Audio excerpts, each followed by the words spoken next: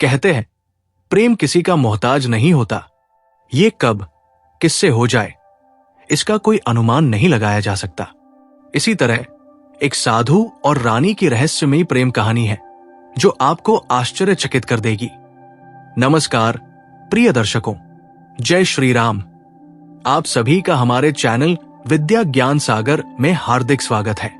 यहां हम आपके लिए लाते हैं सनातन धर्म की अद्भुत, प्रेरणादायक और सच्ची घटनाओं पर आधारित कथाएं जो आपके हृदय को सुख और शांति प्रदान करेंगी। आज की कथा आरंभ करने से पहले एक विनम्र निवेदन है। श्रीमद् भगवद गीता और पुराणों में कहा गया है कि अधूरी छोड़ी गई कथा दुख और पाप का कारण बनती है। इसलिए कृपया इस कथा को अंत तक अवश्य सुनें। यदि आप अपनी मां से सच्चा प्रेम करते हैं तो इस वीडियो को लाइक करें, हमारे चैनल को सब्सक्राइब करें और कमेंट में मां लिखकर अपना समर्थन दिखाएं। तो चलिए बिना किसी देरी के आरंभ करते हैं आज की प्रेरणादायक कथा। कई वर्षों पहले की बात है। देवगढ़ राज्य अपनी शांति, वैभव और समृद्धि के लिए दूर दूर तक प्रसिद्ध था। वहां के राजा वीरेंद्र प्रताप न केवल पराक्रमी योद्धा थे, बल्कि न्यायप्रिय और प्रजा के प्रति दयालु भी थे। उनकी रानी माधवी अपनी अप्रतिम सुंदरता और बुद्धिमत्ता के लिए समस्त राज्य में विख्यात थी। रानी माधवी का मन राजमहल की चकाचौंध के बावजूद अशांत रहता था।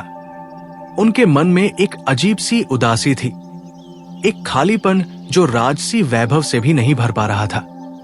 राजा वीरेंद्र प्रताप से रानी का संबंध मात्र एक औपचारिकता भर था।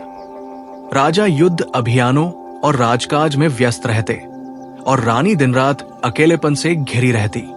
उनका मन सच्चे प्रेम और आत्मीयता के लिए तड़प रहा था, परंतु ये तड़प महल की ऊंची दीवारों के भीतर दम तोड़ रही थी। एक दिन राजा किसी महत्वपूर्ण युद्ध अभियान पर निकल गए। रानी ने अकेलेपन से मुक्ति पाने के लिए महल के बगीचे में टहलने का निश्चय किया। बगीचे से आगे बढ़ते हुए उनके कदम अनजाने में महल की सीमा से बाहर चले गए। चलते चलते वे घने जंगल में पहुंच गई। वहां उन्होंने एक शांत नदी के किनारे एक साधु को तपस्या करते हुए देखा। वो साधु अत्यंत तेजस्वी और आकर्षक व्यक्तित्व का स्वामी था। लंबी जटाएं, भस्म से सना हुआ शरीर और चेहरे पर दिव्य आभा थी। रानी ने उनके समीप जाकर उन्हें प्रणाम किया। साधु ने अपनी ध्यानावस्था से नेत्र खोले और मधुर स्वर में बोले, देवी, इस वन में अकेले आना आपके लिए सुरक्षित नहीं है। रानी ने विनम्रता से कहा, महल में अकेलापन असुरक्षा से भी अधिक पीड़ादायक है महात्मा। साधु ने रानी की व्यथा को भांप लिया। उनकी आंखों में रानी के मन की पीड़ा साफ झलक रही थी। साधु ने रानी से कहा, यदि मन की शांति चाहती हो तो यहां कुछ समय रुको। रानी साधु के समीप बैठ गई। साधु ने उन्हें ध्यान और योग का मार्ग दिखाया। रानी को साधु की वाणी में एक अजीब सी शांति महसूस हुई। उनके मन का सारा भार जैसे हल्का हो गया। रानी का रोज जंगल में साधु के पास जाना एक आदत बन गई। साधु ने भी रानी को हृदय से अपनाया। उनके बीच शब्दों से परे एक अद्भुत संबंध बनने लगा। साधु के समीप बैठकर रानी को ऐसा लगता मानो सारा संसार थम गया हो। साधु की आंखों में रानी के प्रति एक अजीब सी कोमलता थी। एक दिन साधु ने रानी से पूछा, रानी, तुम राजमहल की रानी हो, फिर भी तुम्हारी आंखों में ये अधूरी प्यास क्यों है? रानी की आंखों में आंसू छलक पड़े। उन्होंने कहा, मुझे प्रेम की तलाश है महात्मा, सच्चे प्रेम की। मुझे अब ऐसा लगता है कि मेरी ये तलाश पूर्ण हो रही है। साधु ने कुछ नहीं कहा, बस उनकी आंखों में एक अनोखी चमक थी। उस दिन साधु ने रानी को अपने हृदय से लगा लिया। रानी ने भी खुद को साधु के प्रेम में पूरी तरह समर्पित कर दिया। प्रेम के इस अनोखे क्षण में दोनों की आत्माएं जैसे एक हो गई। समय बीतता गया। रानी और साधु के बीच का ये दिव्य प्रेम एक नए रूप में अंकुरित होने वाला था। कुछ महीनों बाद रानी ने महसूस किया कि उनके गर्भ में एक नई जिंदगी का संचार हो रहा है। रानी ने साधु को ये बात बताई तो साधु के नेत्रों में प्रेम और चिंता का मिलाजुला भाव उभर आया। ये संतान हमारे प्रेम का प्रतीक है, रानी ने कहा। साधु ने गहरी सांस ली और कहा, रानी, मैं एक साधु हूं। मेरा संसार वैराग्य का है। इस संतान का जन्म राजमहल के लिए एक बड़ा संकट खड़ा कर सकता है। राजा को यदि इस बात का पता चला तो वो हम दोनों के लिए घातक सिद्ध हो सकता है।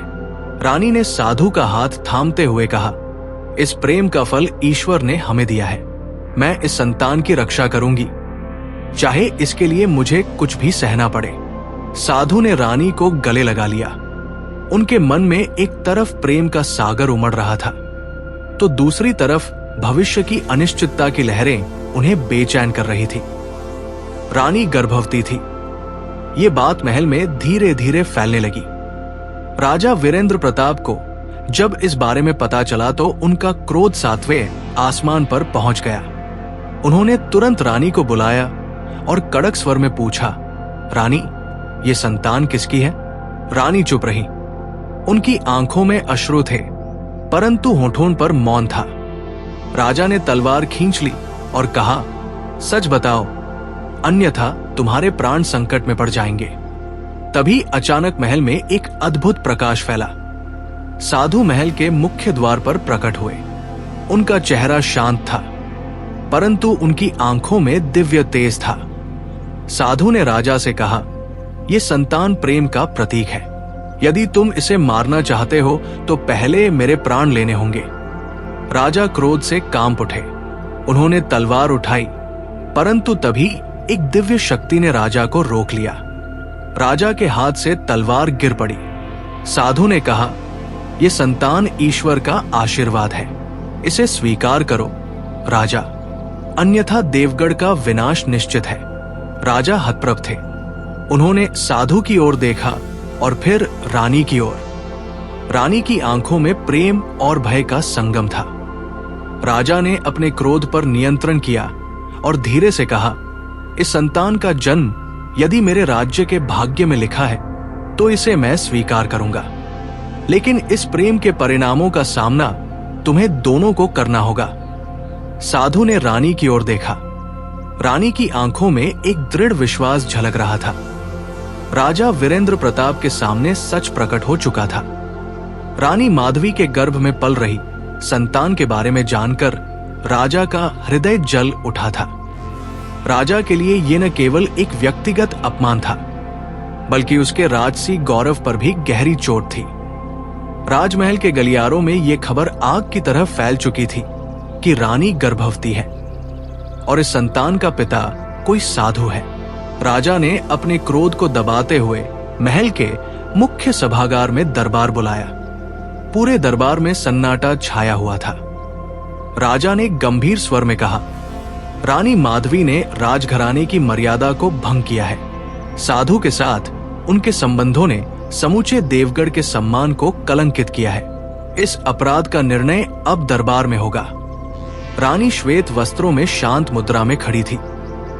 उनका चेहरा शांत था परंतु उनके हृदय में असीम भय और चिंता थी। तभी राजा ने कहा, रानी को मृत्युदंड दिया जाए या इस संतान को जन्म से पहले समाप्त कर दिया जाए। इस पर निर्णय सभा के महामंत्री और प्रमुख राजपुरोहित लेंगे। दरबार में सन्नाटा छा गया। तभी महामंत्री खड़े हुए और बोले, महाराज, रानी माधवी ने यदि प्रेम किया है तो ये उनका निजी निर्णय है, परंतु इस संतान का जन्म राजपरिवार के भविष्य के लिए संकट बन सकता है। इसका निर्णय सोच समझ कर करना होगा। राजपुरोहित ने भी सहमति में सिर हिलाया। यदि ये संतान साधु की संतान है तो ये सामान्य नहीं हो सकती। इसका जन्म राजवंश के लिए एक नई समस्या खड़ी कर सकता है। रानी ने ये सब सुना और ठंडी सांस ली। उन्होंने कहा, यदि प्रेम अपराध है तो मैं ये अपराध स्वीकार करती हूं, परंतु मैं अपनी संतान की रक्षा के लिए कुछ भी सहने के लिए तैयार हूं। राजा ने क्रोधित स्वर में कहा, तो तुम इस संतान को जन्म दोगी? रानी ने दृढ़ स्वर में कहा, हां। राजा का चेहरा क्रोध से लाल हो गया। तभी साधु दरबार के मुख्य द्वार पर प्रकट हुए। उनकी आंखों में तेज था और चेहरे पर गहरी गंभीरता। उन्होंने राजा से कहा, राजन, प्रेम का ये बीज ईश्वर की इच्छा से अंकुरित हुआ है, इसे नष्ट करना अधर्म होगा। राजा ने तीखे स्वर में कहा, साधु, ये संतान यदि तुम्हारी है तो तुम्हें इसका दायित्व भी उठाना होगा। साधु ने कहा, मैं अपने प्रेम का परिणाम स्वीकार करता हूं, परंतु यदि इसे जम से पूर्व समाप्त करने का प्रयास किया गया तो इस राज्य का विनाश निश्चित है। महल का वातावरण गंभीर हो चुका था। राजा ने निर्णय लिया कि रानी को इस संतान के साथ महल से निकाल दिया जाए। रानी ने साधु का हाथ थाम लिया और कहा, यदि इस प्रेम के लिए मुझे सब कुछ त्यागना पड़े तो मैं सहर्ष तैयार हूं। रानी ने महल के वैभव को त्याग दिया। साधु ने रानी का हाथ थामा और दोनों ने महल छोड़ दिया। दोनों ने महल के पीछे के गुप्त मार्ग से जंगल की ओर प्रस्थान किया। रानी ने अंतिम बार महल को देखा, वो महल जहां उन्होंने अपनी जिंदगी का एक बड़ा हिस्सा बिताया था, अब उनके लिए एक पराया संसार बन चुका था। रानी और साधु जंगल के घने रास्तों से गुजरते हुए एक गुफा में पहुंचे। साधु ने रानी के लिए एक सुरक्षित स्थान बनाया। रानी ने साधु से कहा, मैंने तुम्हारे प्रेम को स्वीकार किया है, अब यह संतान हमारे प्रेम का प्रतीक है, क्या तुम इसे अपनी संतान के रूप में अपनाओगे? साधु ने मुस्कुराते हुए रानी का हाथ थामा और कहा, यह संतान केवल मेरी नहीं बल्कि ईश्वर का आशीर्वाद है। मैं इसकी रक्षा के लिए अपने प्राण तक न्योछावर कर दूंगा। समय बीतता गया। रानी के गर्भ का समय पूरा हो रहा था। साधु ने गुफा के चारों ओर एक दिव्य सुरक्षा चक्र बनाया ताकि कोई भी रानी और उनके गर्भस्थ शिशु को हानि न पहुंचा सके। एक अंधेरी रात, जब आकाश में बादल गरज रहे थे और वर्षा हो रही थी, रानी को प्रसव पीड़ा हुई। साधु ने ध्यान की शक्ति से रानी की पीड़ा को कम किया। आधी रात के समय एक दिव्य संतान ने जन्म लिया। उस शिशु के जन्म के साथ ही गुफा में एक दिव्य प्रकाश फैल गया। शिशु के माथे पर एक स्वर्ण चिन्ह था और उसकी आंखों में तेजस्वी ज्योति। साधु ने उसे गोद में उठाया और कहा, यह कोई साधारण शिशु नहीं है, यह स्वयं ईश्वरीय शक्ति का अवतार है। रानी ने शिशु को गोद में लिया और उसकी आंखों में देखा। रानी की आंखों से आंसू छलक पड़े। उन्होंने कहा, यह प्रेम का प्रतीक है, यह हमारे प्रेम की शक्ति है। इसका जन्म किसी विधि या व्यवस्था से परे है। तभी अचानक गुफा के द्वार पर राजा वीरेंद्र प्रताप प्रकट हुए। उनके साथ सैनिकों की एक टुकड़ी थी। राजा ने शिशु को देखा और क्रोध से बोले, ये संतान मेरे राज्य के लिए एक संकट है, इसे मैं स्वीकार नहीं करूंगा। साधु ने शिशु को उठाकर कहा, यदि इस शिशु को कोई हानि पहुंची तो इस राज्य का विनाश निश्चित है। राजा ने तलवार उठाई। तभी शिशु ने अपनी आंखें खोली और एक दिव्य प्रकाश पूरे जंगल में फैल गया। राजा के हाथ कांपने लगे। तलवार स्वयं ही उनके हाथ से गिर पड़ी। राजा ने भयभीत स्वर में कहा, ये कौन है? साधु ने कहा, यह प्रेम और शक्ति का प्रतीक है, इसे नष्ट करने का प्रयास मत करना, अन्यथा इस राज्य का अंत सुनिश्चित है। राजा ने पीछे हटते हुए कहा, यदि यह संतान दिव्य है तो इसे सिद्ध करके दिखाओ। साधु ने कहा, यह संतान समय आने पर स्वयं अपनी शक्ति प्रकट करेगी, परंतु तब तक इसे सुरक्षित रखना होगा। राजा ने क्रोध में कहा, यदि इस संतान के कारण राज्य पर कोई संकट आया तो साधु, मैं तुम्हें और इसे भी नहीं छोड़ूंगा। साधु ने शांत भाव से रानी की ओर देखा। रानी ने कहा, अब हमें इस संतान की रक्षा करनी होगी। प्रेम का यह प्रतीक अब इस संसार को एक नई राह दिखाएगा। साधु ने शिशु को उठाया और कहा, समय आने पर सत्य स्वयं प्रकट होगा।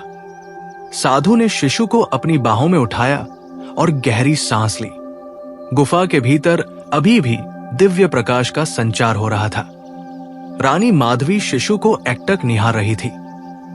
उनके नेत्रों में ममता, प्रेम और चिंता का मिश्रित भाव था।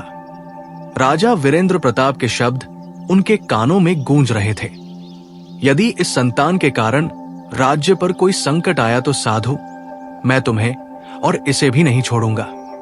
साधु ने रानी की ओर देखा और कहा, हमें इस संतान की रक्षा के लिए अब एक सुरक्षित स्थान की आवश्यकता है। राजा के मन में संदेह और क्रोध का भाव है। यदि उसे यह विश्वास हो गया कि यह संतान उसके राज्य के लिए संकट है, तो वो इसे नष्ट करने से पीछे नहीं हटेगा।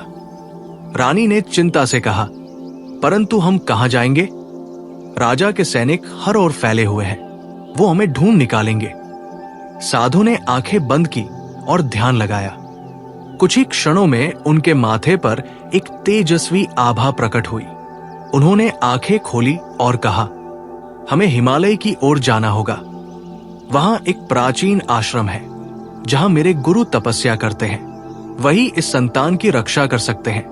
रानी ने कहा, लेकिन हिमालय तक की यात्रा कठिन है।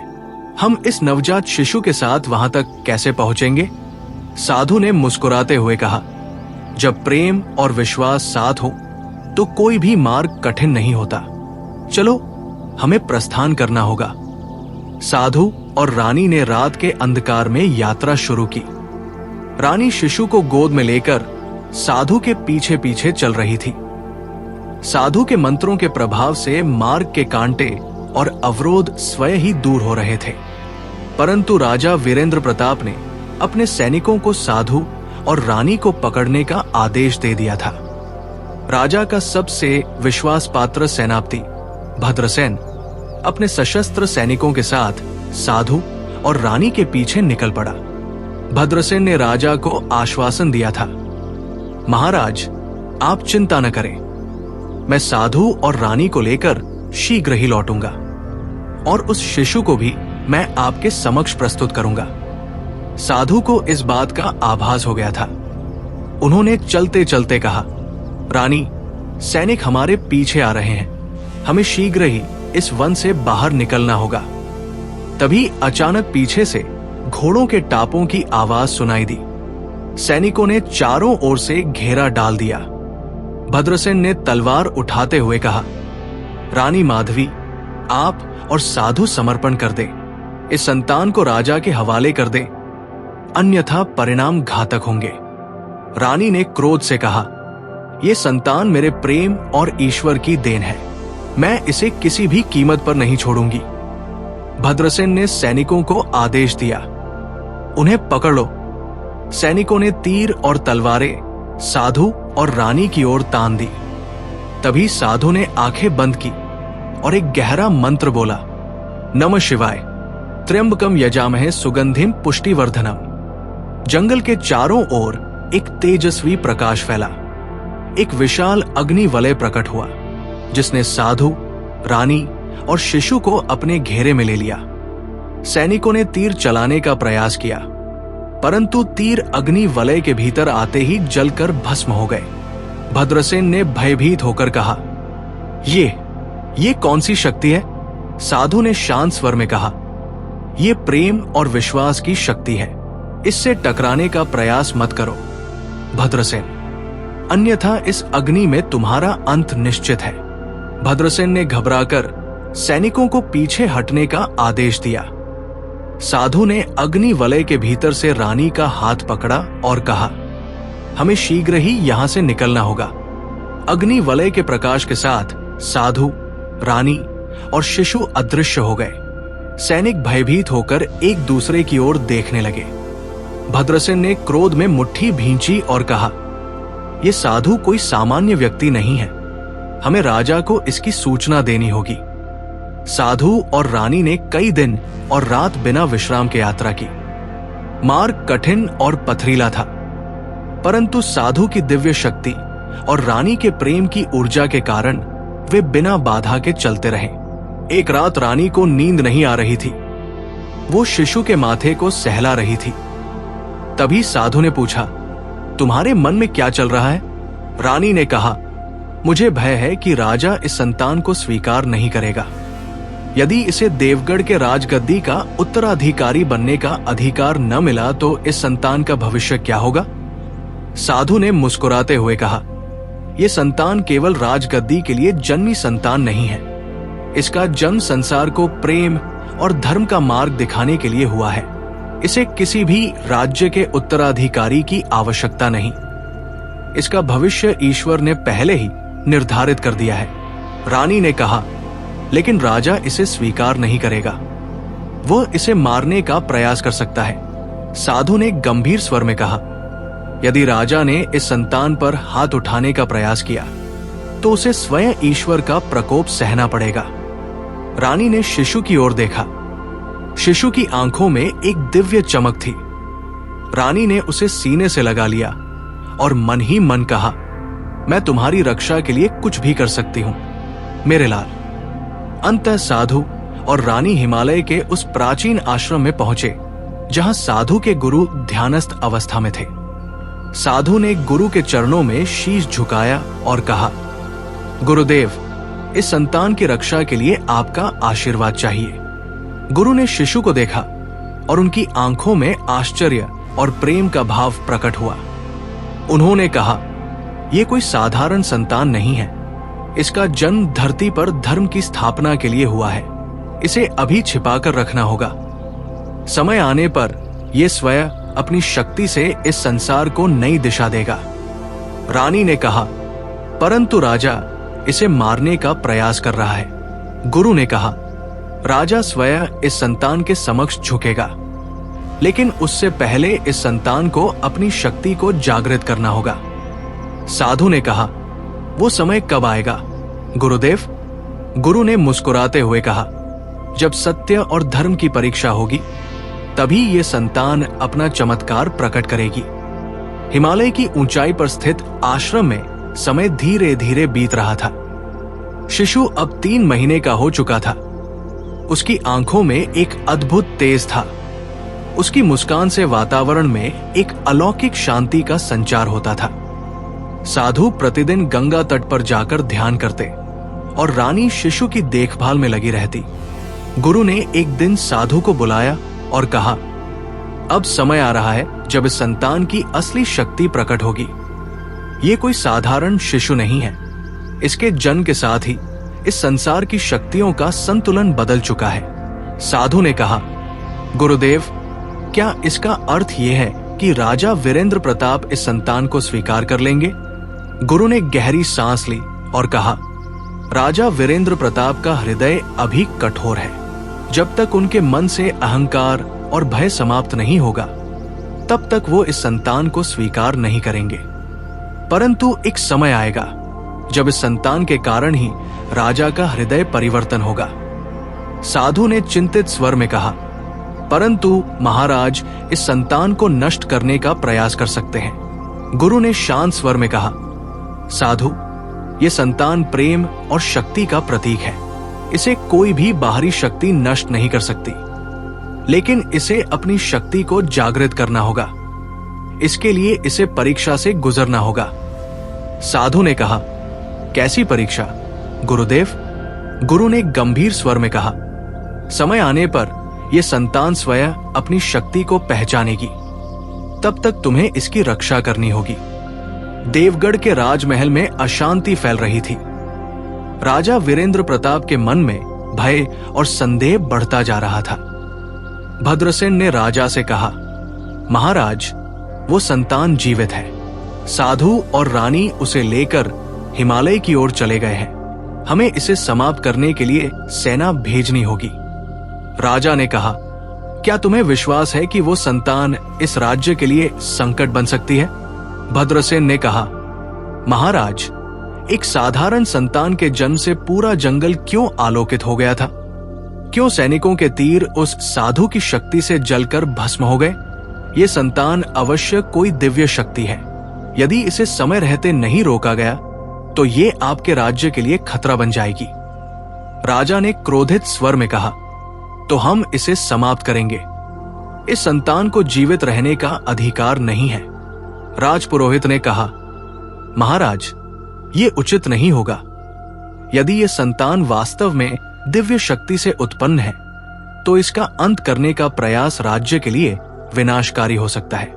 राजा ने कहा, अगर ये संतान मेरे राज्य के भविष्य के लिए संकट है तो इसे नष्ट करना ही उचित है। राजा ने भद्रसेन को आदेश दिया, तुरंत सैनिकों को भेजो, साधु और रानी जहां भी हो उन्हें ढूंढो और उस संतान को समाप्त कर दो। भद्रसेन ने सिर झुकाकर कहा, जो आज्ञा महाराज। हिमालय की ऊंचाइयों पर सर्द हवाएं चल रही थी। साधु ध्यानस्थ मुद्रा में थे। तभी उन्होंने एक अदृश्य शक्ति का अनुभव किया। उन्होंने अपनी आंखें खोली और रानी से कहा, सैनिक हमारी ओर बढ़ रहे हैं। राजा ने आदेश दे दिया है, हमें अब इस स्थान को छोड़ना होगा। रानी ने भयभीत स्वर में कहा, परंतु हम कब तक भागेंगे? साधु ने कहा, हम भागेंगे नहीं, हम इस बार इनका सामना करेंगे, परंतु इसके लिए हमें शिशु की दिव्य शक्ति को जागृत करना होगा। रानी ने कहा, लेकिन ये शिशु अभी बहुत छोटा है, इसकी शक्ति कैसे जागृत होगी? साधु ने कहा, जब प्रेम और विश्वास का संगम होगा तब ये शक्ति स्वतः जागृत होगी। हमें केवल इसे सही समय तक सुरक्षित रखना है। तभी अचानक आश्रम के द्वार पर भद्रसेन और उसकी सेना आ खड़ी हुई। भद्रसेन ने ऊंची आवाज में कहा, साधु, राजा ने आदेश दिया है कि इस संतान को हमारे हवाले करो, अन्यथा हम पूरे आश्रम को नष्ट कर देंगे। साधु ने कहा, यह संतान ईश्वर का आशीर्वाद है, इसे नष्ट करने का प्रयास मत करो, अन्यथा इसका परिणाम पूरे राज्य के लिए विनाशकारी होगा। भद्रसेन ने कहा, हमें धमकाओ मत। साधु, सैनिकों, इन्हें पकड़ लो। सैनिकों ने आश्रम की ओर कदम बढ़ाए। तभी शिशु के शरीर से एक दिव्य प्रकाश फैला। शिशु की आंखें खुली और उसके माथे का स्वर्ण चिन्ह चमक उठा। पूरे आश्रम में एक दिव्य ऊर्जा का प्रवाह हुआ। सैनिकों के हाथ कांपने लगे। भद्रसेन की तलवार स्वयं ही उसके हाथ से गिर गई। तभी शिशु ने अपनी छोटी छोटी हथेलियां उठाई और एक दिव्य शक्ति का प्रवाह हुआ। भद्रसेन और सैनिक जमीन पर गिर पड़े। भद्रसेन ने भयभीत होकर कहा, ये कोई साधारण संतान नहीं है, ये स्वयं ईश्वर का अवतार है। साधु ने कहा, अब भी समय है भद्रसेन, इस संतान को स्वीकार करो, अन्यथा विनाश निश्चित है। भद्रसेन ने कांपते हुए कहा, मैं राजा को सब कुछ बता दूंगा। साधु ने कहा, यह संतान प्रेम और धर्म की शक्ति से जन्मी है, इसे नष्ट करने का प्रयास मत करो। भद्रसेन ने सिर झुकाया और कहा, मैं आपकी बात मानता हूं। मैं राजा से प्रार्थना करूंगा कि वो इस संतान को स्वीकार करे। भद्रसेन अपने सैनिकों के साथ वापस लौट गया। साधु ने शिशु को गोद में उठाया और कहा, इस संतान की शक्ति अब जागृत हो चुकी है। अब समय आ रहा है जब राजा को इसका दिव्य स्वरूप स्वीकार करना होगा। रानी ने कहा, क्या राजा इसे अपना उत्तराधिकारी मानेगा? साधु ने कहा, समय ही इसका उत्तर देगा। जब सत्य प्रकट होगा तब राजा स्वयं इसका सम्मान करेगा। रानी ने शिशु को गोद में लिया और मन ही मन कहा, तुम प्रेम और शक्ति के प्रतीक हो, तुम्हारी रक्षा के लिए हम हर चुनौती का सामना करेंगे। भद्रसेन के लौटने के बाद महल में सन्नाटा छा गया था। राजा वीरेंद्र प्रताप सिंह दरबार में सिंहासन पर बैठे थे। उनके चेहरे पर तनाव और चिंता के भाव स्पष्ट झलक रहे थे। भद्रसेन ने दरबार में आकर सिर झुका लिया और कहा, महाराज, मैंने अपनी आंखों से उस संतान का दिव्य स्वरूप देखा है। उसके शरीर से जो प्रकाश फैला, उससे हमारे सारे सैनिक अचेत हो गए। वो कोई साधारण संतान नहीं है, वो स्वयं ईश्वर का अंश है। राजा ने गहरी सांस ली और कहा, क्या तुम कहना चाहते हो कि वो संतान मेरे राज्य के लिए संकट नहीं है? भद्रसेन ने कहा, नहीं महाराज, वो संतान आपके राज्य का सहार नहीं करेगी, बल्कि वो इस राज्य की रक्षा करेगी। उसे नष्ट करने का प्रयास विनाश को आमंत्रण देना होगा। राजपुरोहित ने कहा, महाराज, ये संकेत है कि अब आपको इस संतान को स्वीकार करना चाहिए। ये संतान इस राज्य का भविष्य है। राजा ने कहा, लेकिन रानी माधवी ने मेरी आज्ञा का उल्लंघन किया है।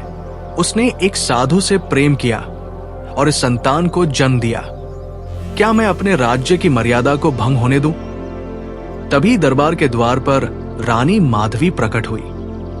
उनके साथ साधु और गोद में दिव्य शिशु था। शिशु के माथे पर चमकता स्वर्ण चिन्ह अब और भी तेज हो गया था। पूरे दरबार में दिव्य प्रकाश फैल गया। रानी ने कहा, महाराज, ये संतान आपके राज्य के लिए संकट नहीं, बल्कि इसका रक्षक है। आप इस संतान को स्वीकार कीजिए, इसे अपने उत्तराधिकारी के रूप में अपनाइए। राजा ने क्रोध से कहा, यह संतान एक साधु के रक्त से उत्पन्न है, इसे राजगद्दी पर कैसे बैठाया जा सकता है? साधु ने शांत स्वर में कहा, राजा वीरेंद्र प्रताप, ये संतान केवल रक्त का नहीं, प्रेम और धर्म का प्रतीक है। इसे नकारना ईश्वर के आदेश को नकारने के समान होगा। तभी शिशु ने अपनी छोटी छोटी हथेलियां उठाई। उसकी आंखों से एक दिव्य प्रकाश निकला और राजा के हृदय पर पड़ा। राजा की आंखें बंद हो गई और उनके मन में वर्षों से संचित अहंकार, भय और क्रोध धीरे धीरे पिघलने लगे। उन्होंने अपनी आंखें खोली। उनके चेहरे पर एक नई शांति और प्रेम का भाव था। उन्होंने सिंहासन से उठकर शिशु को अपनी बाहों में लिया। शिशु ने मुस्कुराते हुए राजा के गाल को छुआ। राजा की आंखों में आंसू आ गए। राजा ने कहा, यह संतान मेरा उत्तराधिकारी होगी, इसे देवगढ़ का भविष्य कहा जाएगा। मैं इसे अपनाता हूं। राजा वीरेंद्र प्रताप ने पूरे राज्य में घोषणा कर दी कि एक सप्ताह के भीतर अश्वमेध यज्ञ का आयोजन किया जाएगा। यज्ञ के माध्यम से इस संतान को राज्य का उत्तराधिकारी घोषित किया जाएगा। साधु ने कहा, महाराज, अश्वमेध यज्ञ केवल तभी सफल होगा जब यह संतान स्वयं इसमें भाग लेगी। यज्ञ का शुभारंभ हुआ। पूरा राजमहल मंत्रोच्चार से गूंज उठा। राजा ने शिशु को अपने हाथों में लिया और यज्ञ की अग्नि के सामने प्रस्तुत किया। तभी यज्ञ की अग्नि से एक दिव्य रूप प्रकट हुआ। वो स्वयं भगवान विष्णु का स्वरूप था। भगवान विष्णु ने कहा, राजा वीरेंद्र प्रताप, तुमने इस संतान को स्वीकार करके धर्म और प्रेम के मार्ग को स्वीकार किया है। ये संतान इस राज्य का रक्षक बनेगी। इसका नाम अशोक होगा। ये संतान धर्म, सत्य और प्रेम का प्रतीक होगी। राजा ने कहा, भगवान, क्या ये संतान पूरे राज्य की रक्षा कर सकेगी? भगवान विष्णु ने कहा, इस संतान में मेरी शक्ति का अंश है। इसे कोई भी बाहरी शक्ति नष्ट नहीं कर सकती, परंतु इसे सदा धर्म और सत्य के मार्ग पर चलना होगा। यदि ये मार्ग से डिगी तो इसका अंत निश्चित है। यज्ञ की अग्नि शांत हो गई। राजा ने शिशु को अपने गोद में उठाया और कहा, आज से ये संतान देवगढ़ का उत्तराधिकारी होगी। इसका नाम अशोक होगा। यज्ञ के बाद साधु ने रानी माधवी के सामने सिर झुकाया और कहा, अब मेरा कार्य समाप्त हुआ। इस संतान की रक्षा अब राजा और तुम्हारे हाथों में है। मुझे अब वापस अपने मार्ग पर लौटना होगा। रानी ने कहा, आप इसे छोड़कर क्यों जा रहे हैं? साधु ने मुस्कुराकर कहा, यह संतान अब सुरक्षित है। इसका मार्ग निश्चित है। मेरा स्थान अब इसकी रक्षा के लिए आवश्यक नहीं। रानी की आंखों में आंसू आ गए।